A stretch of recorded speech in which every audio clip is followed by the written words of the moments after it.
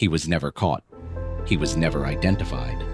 And over 130 years later, nobody knows who he was. This is the story of Jack the Ripper, the most infamous serial killer in history. London, 1888. The East End of the city is one of the most dangerous places in the world. Poverty is everywhere. The streets of Whitechapel are dark, narrow, and filled with fog.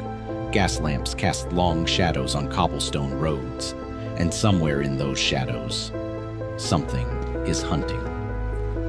August 31st, 1888. A woman named Mary Ann Nichols is found dead in the street. She is 43 years old. Her throat has been cut twice. The wounds are so precise, so deliberate, that the police surgeon makes a chilling observation. Whoever did this had knowledge of anatomy. This was not random. This was calculated.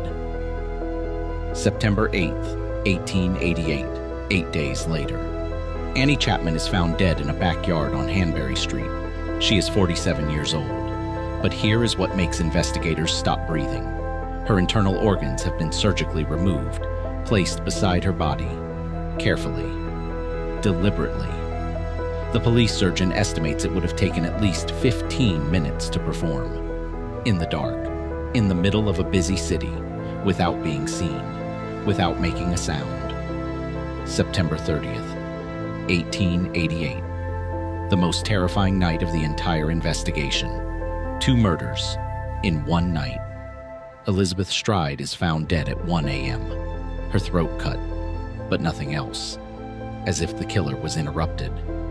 And then, less than 1 mile away, less than 1 hour later, Catherine Eddowes is found dead.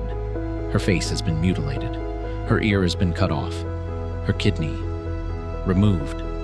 2 women, 1 night, 1 killer, moving through the fog like a ghost, and nobody saw a thing.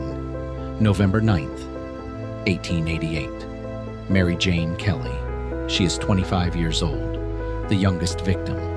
What the police found in her room that morning was so disturbing that even hardened investigators refused to talk about it publicly. She had been so severely mutilated that she was barely recognizable as human. The police surgeon estimated it took the killer over 2 hours. 2 hours.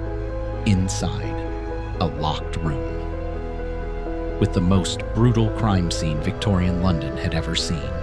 These 5 women are known as the Canonical 5, the confirmed victims of Jack the Ripper. But many investigators believe there were more. Many more. And then, the letters began. On September 27, 1888, the Central News Agency received a letter, written in red ink. It began, "Dear boss, I keep on hearing the police have caught me, but they won't fix me just yet.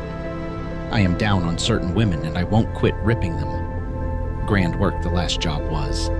I gave the lady no time to squeal. I love my work and want to start again. You will soon hear of me and my funny little games. The next job I do, I shall clip the lady's ears off and send them to the police. Keep this letter back until I do a bit more work, then give it straight to the boss. Good luck. Yours truly, Jack the Ripper." That letter gave the killer his name, a name that would terrify London for generations. But then came the second letter, even more disturbing. It arrived in a small cardboard box. Inside the box was half a human kidney. The letter read, "From hell, Mr. Lusk. I send you half the kidney I took from one woman. The other piece I fried and ate it. Was very nice." The kidney was examined by a surgeon.